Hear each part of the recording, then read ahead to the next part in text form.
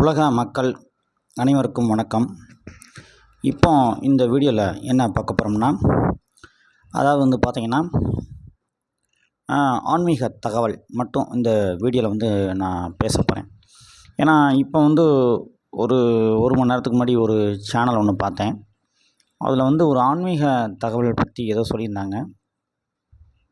அதாவது இப்போ அவங்க சின்ன சின்ன தெய்வங்களெல்லாம் வணங்கக்கூடாது அப்படின்ற மாதிரிலாம் சொல்லி வச்சுருந்தாங்க. எந்த சேனல்னு குறிப்பிட்டு நான் பேச விரும்பலை. ஆனால் நான் என்ன சொல்ல வரேன்னா, என்னுடைய எக்ஸ்பீரியன்ஸ் அப்படின்னு பார்த்திங்கன்னா, நான் ஒரு 25 இயர்ஸாக கிட்டத்தட்ட 38 வருஷம் குழந்தையாக இருக்கும்போதே நம்ம கோயிலுக்கு போயிருப்போம். ஆனால் நமக்கு விவரம் தெரிஞ்சு அப்படின்னு ஒரு கணக்கு இருக்கு இல்லையா? அப்போ எனக்கு விவரம் தெரிஞ்சு ஒரு 25 இயர்ஸாக டெம்பிள்ஸ் கோயிலுக்கெலாம் போயிட்டுருக்கேன். ஸோ இப்போ நான் இறை ஆற்றல் அப்படின்றத உணர்ந்ததை இந்த வீடியோவில் சொல்கிறேன். அதாவது இப்போ பார்த்திங்கன்னா, சிவன் கோயிலுக்கு நம்ம அதிகமாக போவோம். சிவ பக்தர்கள் அதிகம். ஏன் சிவராத்திரி அன்றைக்கி பார்த்திங்கன்னா டெம்பிள்ஸ்லாம் கூட்டம் இருக்கும். ஸோ இப்போ நான் சிவன் கோயிலுக்கு போவேன். ஸோ முருகன் கோயிலுக்கு நம்ம போவோம். பழனி, திருச்செந்தூர், திருப்பரங்குன்றம். இன்றைக்கி கூட திருப்பரங்குன்றம் போயிட்டு வந்தேன்.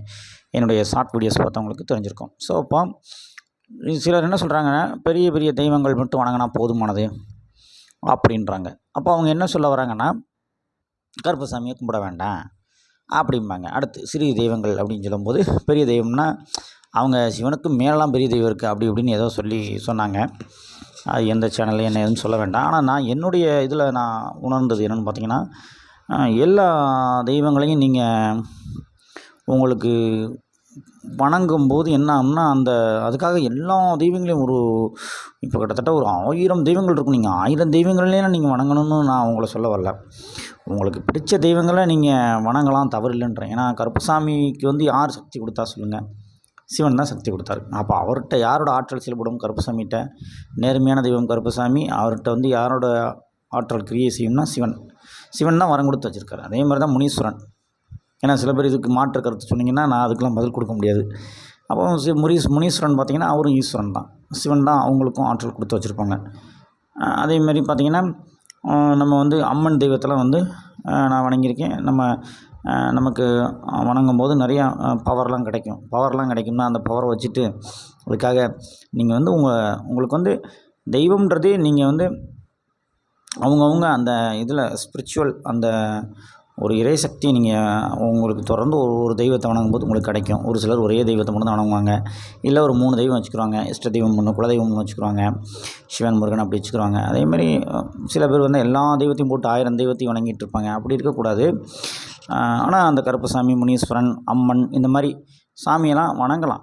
ஏன்னா ஒருத்தர் ஏதோ சேனலில் போட்டிருந்தாரு வணங்கக்கூடாது அப்படின்னு சொல்லியிருந்தார். ஏன்னா இவங்க என்னமோ நிறையா குழப்பி விட்றாங்க மக்கள், அந்த யூடியூப் சேனல்ஸ்காரங்க. நீங்கள் வணங்குங்க, ஒன்றும் பிரச்சனை இல்லை. சாய்பாபா வணங்கலாம், அம்மன் தெய்வத்தை வணங்கலாம். நீங்கள் அதேமாதிரி முத்துமாரியம்மன் இருக்கும் வணங்கலாம், இருக்கங்குடி மாரியம்மன் வணங்கலாம். அதேமாதிரி நிறையா டெம்பிள்ஸ் இருக்கும். நமக்கு கருப்பசாமி வணங்கலாம், அங்காள பரமேஸ்வரி வணங்கலாம். எதுக்கு நான் அப்படி சொல்ல வரேன் அப்படின்னு பார்த்திங்கன்னா, ஆன்மீக தகவலில் போயிட்டு அவங்க ராங்காக ஏதாவது இன்ஃபர்மேஷன் கொடுத்தாங்கன்னா, அவங்களுக்கு எல்லா தெய்வத்துக்குமே சக்தி கொடுக்குறது அந்த ஒரு பெரிய தெய்வம் தான். அந்த பெரிய தெய்வத்திட்டருந்து தான் நான் சொன்ன இப்போ தெய்வங்களுக்கெலாம் சக்தி கிடச்சிருக்கும். சிவன் தான் வரம் கொடுத்து வச்சுருப்பார். ஸோ இப்போ அவங்க இந்த தெய்வங்களை வணங்கும் போது அவங்களுக்கு ஒரு இறை சக்தி கிடைக்க தான் செய்யுது. அதுக்காக தவறான பாதையில் மட்டும் நம்ம நடக்கக்கூடாது. தவறான சிந்தனை நம்ம மனசில் தோணக்கூடாது. தவறான பாதையில் நடக்கக்கூடாது. அவ்வளோதான். தவறான பாதைனா என்னென்னா, ஒருத்தரை கெடுக்கணும், ஒருத்தரை அழிக்கணும்னு நினைக்கிறது, ஒருத்தரை கொலை பண்ணணும்னு நினைக்கிறது, இதெல்லாம் தவறான பாதை. இதெல்லாம் அரசியல்லையும் சரி, உங்கள் பிஸ்னஸ் லைஃப்லேயும் சரி, உங்களுடைய குடும்ப வாழ்க்கையிலும் சரி, ஒருத்தவங்க ஒரு சொத்து இருக்குன்னா அந்த சொத்தை 2ஆக பிரிக்கணும்னா 2ஆக பிரித்து கொடுத்துடணும். இல்லை முழுசாக நம்மளே எடுத்துக்கணும்னு நினைக்கிறது தப்பு. அதுக்காக அவனை தீர்த்து கட்டிடணும்னு நினைக்கிறது தப்பு. அது அரசியலாக இருந்தாலும் சரி தான், அது குடும்ப வாழ்க்கையாக இருந்தாலும் சரி தான், பிஸ்னஸ் லைஃபாக இருந்தாலும் சரி தான்.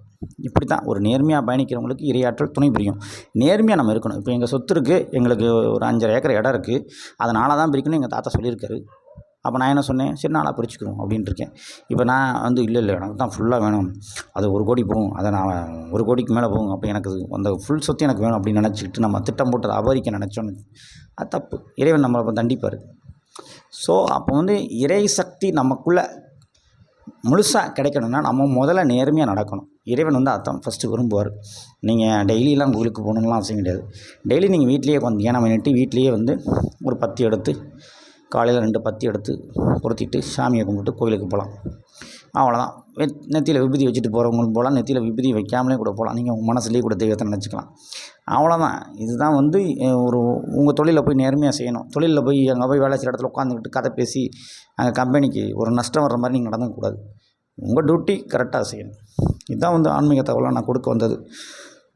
அப்புறம் வந்து பார்த்திங்கன்னா, இறை சக்தியை நான் உணர்ந்திருக்கேன். இறை சக்தி நிறையா விதங்களை உணர்ந்திருக்கேன். அதெல்லாம் பற்றி பேசணும்னா இன்னொரு நாள் கூட வீடியோ அப்லோட் பண்ணுறேன். அதுக்கு ஒரு தனி வீடியோ ஒரு நாள் போடுவோம் ஃப்ரீ டயத்தில். இப்போ டைம் ஆகிடுச்சு, அதுக்கெலாம் 20 மினிட்ஸ் வேணும். அதை இறை சக்தியை உணர்ந்ததை பற்றிலாம் வெளிப்படுத்தணும்னா, ஏன்னா நிறைய பேர் வெளிப்படுத்தி போட்டிருப்பாங்க. நானும் அடுத்து போடணுன்னா கூட நான் என்னென்ன இறை சக்தியை உணர்ந்தேன் அப்படின்றத சொல்லலாம்.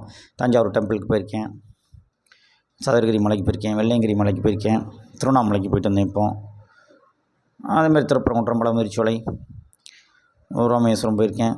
நிறைய டெம்பிள்ஸ்லாம் நம்ம போகிறோம். அந்த உத்தரகோசமங்கி டெம்பிளுக்கு போயிருந்தோம். அது மாதிரி டெம்பிளுக்கெலாம் போகிறது வந்து நமக்கு வந்து அங்கே வந்து இதுதான் இருக்குது. உங்களுக்கு வந்து அங்கே ஒவ்வொரு இடங்கள்லையும் போகும்போது நம்மளுக்கு ஒரு இறைசக்தி கிடைக்கிது, அவ்வளோதான். இதை நீங்கள் வீட்லேயும் வந்து இறைசக்தி உணரலாம். நீங்கள் நேர்மையாக பயணிக்கணும். நான் சொன்ன மாதிரி வீட்டிலே உட்காந்து தியானம் செய்தும் அந்த இறைசக்தியை பெற முடியும். ஆனால் தியானம் செய்யும்போது நம்மளுக்கு கிடைக்கிறதுக்கு கொஞ்சம் லேட் ஆகும். ஆனால் நீங்கள் கோயிலுக்கு போகும்போது சீக்கிரம் கிடைக்கும். இவ்வளோ தான் வித்தியாசம்.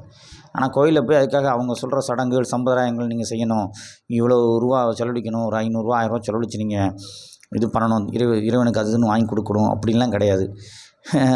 அதெல்லாம் வந்து அது உங்கள் நம்பிக்கையை பொறுத்தது. நீங்கள் வேண்டுறீங்க, அது நடந்துருச்சுன்னா அதை போய் நீங்கள் திருப்பி நேர்த்திக்கடன் செலுத்துறீங்க. அதெல்லாம் உங்களுடைய தனிப்பட்ட விருப்பம். ஏன்னா ஒருத்தர் உடம்பு இல்லைன்னா ஒரு நேர்த்திக்கடன் போடுவாங்க, போய் அதை செலுத்துவீங்க. அது தப்பு ஒன்றும் கிடையாது. அது வந்து பட் ஆனால் இப்படி தான் செய்யணும் அப்படின்னு ரூல் கிடையாது. இறைவன் வந்து நம்மகிட்ட எதுவும் கேட்க கிடையாது. நீங்கள் நேர்மையாக நடந்தாலே, நீங்கள் ஒழுங்காக இருந்தாலே உங்களுக்கு எல்லாமே நல்லாவே நடக்கும். நீங்கள் நல்லதை சிந்திச்சிங்கனாலே, சிந்தனையில் வந்து ஆன்மாவில் வந்து நல்லதை மட்டுமே சிந்திக்கணும். ஆன்மாவில் வந்து ஆன்மாக்குள்ளே தான் மனம், புத்தி இதெல்லாம் இருக்கும் இல்லையா? அப்போ அந்த மனசில் நல்ல எண்ணங்களை தோன்ற வைக்கணும். நல்ல எண்ணங்களை மட்டுமே சிந்திக்கணும் மனசில். அதை புத்தியில் கொண்டு போய் ஜட்ஜ்மெண்ட் பண்ணி அதை செயலில் கொண்டு செலுத்தும் போது நல்ல செயலை மட்டுமே, நல்லதை சிந்திக்கணும், நல்லதை யோசிக்கணும், அதை செயல்படுத்தும்போது நல்லதே செயல்படுத்தினா உங்களுக்கு எந்த கெட்டதுமே நடக்காது. இதுதான் நான் இன்றைக்கி ஆன்மீக தகவலை கொடுக்க வந்தேன். ஏன்னா நீங்கள் அதுக்காக கெட்டதை அடுத்தவங்களுக்கு நினச்சிட்டு ஐயோ எனக்கு இப்படி நடந்துருச்சு கடவுளே அப்படின்னு சொல்லக்கூடாது. ஸோ இப்போ நம்ம வந்து இறைவனுக்கு போய் நீங்கள் அது இதுன்னு செய்யணும்னு அவசியம் இல்லை. நம்ம வந்து 4 பேருக்கு சாப்பாடு போட்டாலே இறைவனுக்கு வந்து நம்மளை ரொம்ப பிடிச்சி போகும். தெய்வத்தையும் வணங்கணும். தெய்வத்துக்கு கீழே நம்ம இருக்கணும். தெய்வத்துக்கு மேலே நான் நிகரானவன், நான் கடவுளோட அவதாரம்னு சொல்லிட்டு தெரிஞ்சோம்னா அப்புறம் என்றைக்காவது ஒரு நாள் பிரச்சனையில் மாட்டிக்குவோம்.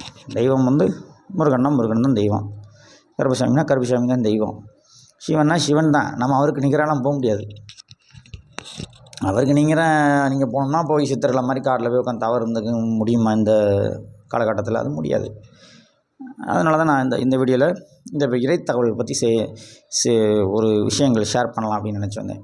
ஏன்னா இறையாற்றல் இருக்குது. இறையாற்றல் வந்து நம்ம வணங்கும்போது, ஒரு கோயிலில் வணங்கும்போது ஒரு நல்ல ஒரு சக்தி உணர்வு நம்ம வந்து, அதான் இறையாற்றல் அப்படின்றது. இதை வந்து நான் தெரிவிக்கணும்னு அப்படின்னு நினச்சேன். ஏன்னா சில பேர் என்ன சொல்கிறாங்க, கோயிலுக்கெல்லாம் போக தேவையில்லை அப்படின்னு சொல்லிக்கிறாங்க. போகிறது ஒன்றும் தப்பு இல்லைன்னு நான் சொல்கிறேன். ஆனால் அங்கே சொல்லக்கூடிய சடங்குகள், சம்பிரதாயங்கள், அவங்க வந்து இந்த பூஜை இப்படி செய்யணும்.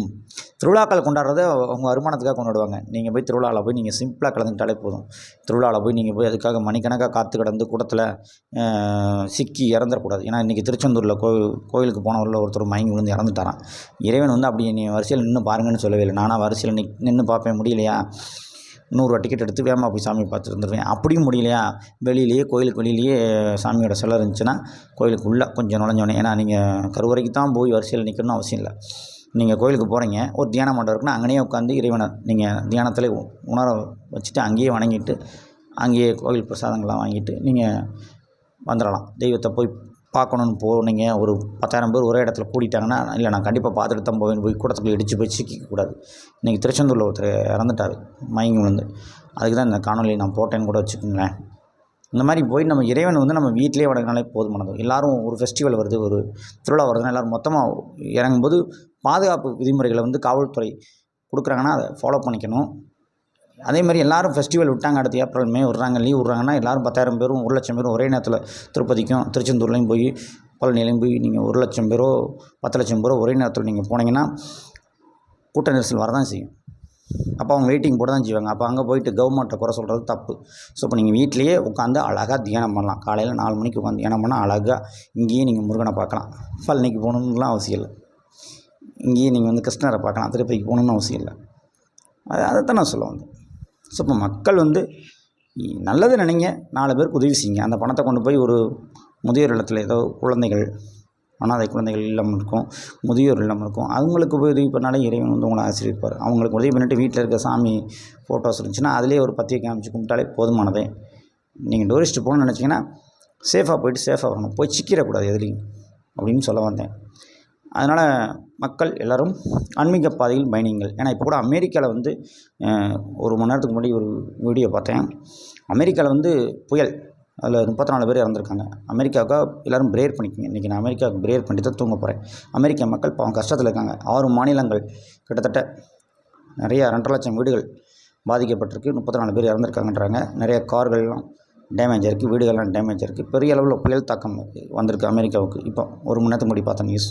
ஸோ இப்போ அமெரிக்கா வந்து இயற்கை சட்டத்தால் பாதிக்கப்பட்டிருக்கு. மக்கள் எல்லாம் மனம் திரும்பி இறைவனை ஏற்றுக்கிட்டாங்கன்னா இந்த மாதிரி இயற்கை சட்டங்கள்லாம் வராது. மக்கள் வந்து இறைவனை வணங்காமல் உலக வாழ்க்கையிலேயே நீங்கள் பணம்னு ஓடும்போது தான் ஒருவேளை இயற்கை சட்டங்கள்லாம், இது இயற்கை சட்டம்ன்றது இது எப்படின்றது நம்ம யோசித்து தான் நம்ம சொல்ல முடியும். அடுத்த வீடியோவில் பார்ப்போம். அதனால் நம்ம இறைவனை தேடும்போது இறைவன் நம்மளை பாதுகாப்பாக உலகத்தை வைப்பார். இயற்கை சீற்றம் வருவதற்கு காரணங்கள் வந்து அது வந்து பல காரணங்கள் சொல்கிறாங்க. அதனால் வந்துட்டு மக்கள் வந்து யாருக்கும் துன்பம் தராமல், தொல்லைகள் கொடுக்காமல், இயற்கைக்கு மாறாக நடக்காமல், இயற்கையோட உலகத்தில் இருக்க அனைத்து மக்களையும் நேசித்து அன்போடு மனிதநேயத்தோடு வாழ்ந்தாலே கடவுள் நம்மளெல்லாம் ஆசீர்வதிப்பார். அடுத்த வீடியோவில் சந்திப்போம் மக்களே. நன்றி, வணக்கம். அமெரிக்காவுக்கு நான் ப்ரேயர் பண்ணிக்கிறேன். அமெரிக்க மக்கள் வந்து துன்பத்தில் இருக்காங்க அப்படின்னு இப்போ நியூஸில் பார்த்தா கொஞ்சம் வருத்தமாச்சு. ஏன்னா இப்போ தான் வந்து நெருப்பால் கஷ்டப்பட்டாங்க, ஒரு காட்டுத்தீயில். இப்போ திருப்பி புயல்ன்றாங்க. அப்போவும் நமக்கு வருத்தமாக இருக்குது. அதுவும் கடவுள்கிட்ட வந்து ப்ரேயர் பண்ணிக்கிற வேண்டியதான். அதனால் வந்து ஆன்மீக தகவல் கொடுக்கும்போது யூடியூப்பில் சரியான முறையில் கொடுக்கணும் அப்படின்னு சொல்லிக்கிறேன். ஏன்னா எல்லா தெய்வத்தையும் நீங்கள் வணங்கலாம், ஒன்றும் தவறு கிடையாது. ஜீசஸ் வணங்க ஒன்றும் தப்பு இல்லைங்க. நான் வந்து ஒரு கோவிலுக்கு போனேன், எங்கள் ஜீசஸுடைய இது இருந்துச்சு, பைபிள்லாம் இருந்துச்சு. நின்று நம்ம ப்ரேயர் பண்ணிட்டு வரோம் 10 நிமிஷம், தவறு ஒன்றும் கிடையாது. ஜீசஸ் வணங்குங்க, சாய்பாபா வணங்குங்க, சிவன் வணங்குங்க, முருகன் வணங்குங்க. இறையாற்றல் பாசிட்டிவான எனர்ஜி எல்லா தெய்வத்திலிருந்து நமக்கு கிடைக்க தான் போகுது. சில பேர் அப்படி இப்படின்னு சொல்லுவாங்க யூடியூப்பில். அதெல்லாம் பார்த்து நீங்கள் கன்ஃபியூஸ் ஆகணும். நம்ம நல்லது நினச்சா நமக்கு நல்லது நடக்கும், அவ்வளோதான். நல்லது செய், நல்லதே நடக்கும். அடுத்த வீடியோ சந்திப்போம் மக்களே. நன்றி.